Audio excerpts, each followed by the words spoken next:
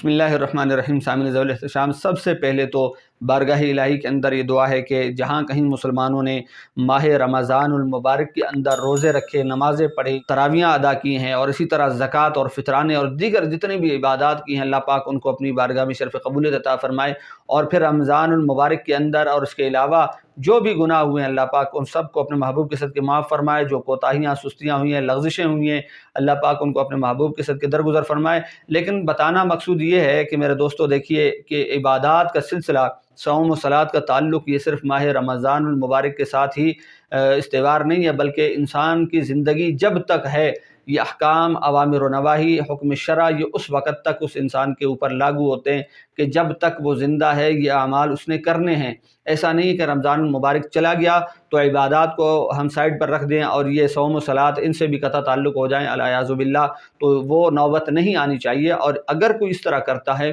تو انتہائی غیر مناسب طریقہ ہے اور نازیبا طریقہ ہے اس طرح کرنا۔ ہاں، اب چونکہ ماہ رمضان المبارک کی جو فضیلت ہے وہ دیگر مہینوں سے افضل ہے، وہ ایک الگ معاملہ ہے۔ اور پھر یہ چونکہ ماہ شوال المکرم جو اشہر الحج میں سے ہے، جن کے اندر حج کیا جاتا ہے، یہ ان مہینوں میں سے ہے، ان مہینوں میں اس کا شمار کیا جاتا ہے، تو اس اعتبار سے اس ماہ مقدس کی بھی بہت بڑی فضیلت ہے۔ اور اسی کے اندر اللہ کے محبوب علیہ الصلوۃ والسلام نے بھی فرمایا، جو کہ مجمع الزوائد کے اندر اللہ کے نبی علیہ الصلوۃ والسلام کا فرمان ذیشان موجود ہے، فرمایا ماہ رمضان المبارک کے جو روزے رکھ لیتا ہے انسان، اس کے بعد ماہ شوال جب آتا ہے، اگر اس کے اندر بھی 6 روزے، جنہیں نفلی روزے کہا جاتا ہے، اگر وہ 6 روزے رکھ لیتا ہے تو وہ انسان ایسا ہی ہے گویا کہ ابھی اپنی شکم مادر سے وہ پیدا ہوا ہے، جیسے اس نے کوئی گناہ کیا ہی نہیں ہے۔ حقوق العباد وہ ایک الگ معاملہ ہے۔ اللہ کے نبی علیہ الصلوۃ والسلام کا وہ فرمان ذیشان بھی آپ کی بارگاہ میں عرض کر دوں، جو مسلم شریف کے اندر موجود ہے، صحیح مسلم شریف، جو امہات الکتب میں جس کا شمار ہوتا ہے، اور اکثر مدارس دینیہ کے اندر اس کتاب کو سبقاً پڑھایا جاتا ہے،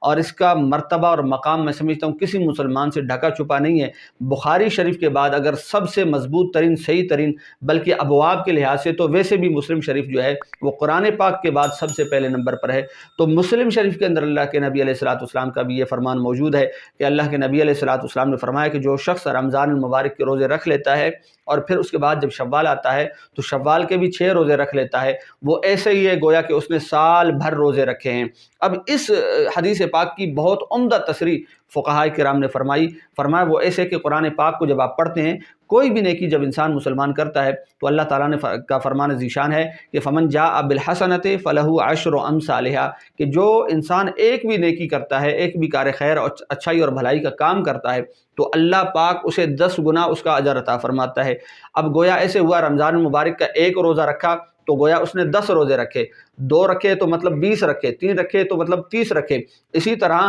اگر آپ 30 کو ضرب دے دیں 10 کے ساتھ تو یہ 300 بنتے ہیں۔ اب 300 کو ذرا ایک طرف سائڈ پہ رکھیں اور پھر آ جائیے شوال کے اندر، تو شوال کے 6 روزے، اسی طرح 6 کو اگر ضرب دیں آپ 10 کے ساتھ تو یہ 60 جا کے بنتے ہیں۔ اب 300 کو اور 60 کو ملا لیں، جمع کر دیں تو 360 بنتے ہیں۔ تو اسی طرح ہمارے سال کے جو ایام ہیں، جو دن ہیں، جو شب و روز ہیں، وہ بھی 360 ہیں۔ تو اللہ کے نبی علیہ الصلوۃ والسلام نے کمال فصاحت و بلاغت کے ساتھ یہ ارشاد فرمایا کہ جو رمضان المبارک کے 30 روزے رکھے گویا اس نے 300 روزے رکھے، اور پھر اسی طرح شوال کے، ماہ شوال کے جب 6 روزے رکھے تو گویا اس نے 60 روزے رکھے۔ اب 360 اگر ملا دیا جائے تو یہ دنوں کے اعتبار سے پورا سال بن جاتا ہے۔ تو اللہ کے نبی علیہ الصلوۃ والسلام نے فرمایا جو رمضان کے بھی روزے رکھے اور ماہ شوال کے بھی 6 روزے رکھے تو ایسا ہی ہے گویا کہ وہ صائم الدہر ہے، یعنی وہ سال بھر ہمیشہ روزے رکھتا رہا۔ تو ہمارے فقہاء نے اللہ کے نبی علیہ الصلوۃ والسلام کے اس فرمان کو بڑی گہری نظر کے ساتھ دیکھا، اس کو سمجھا، اس کے اندر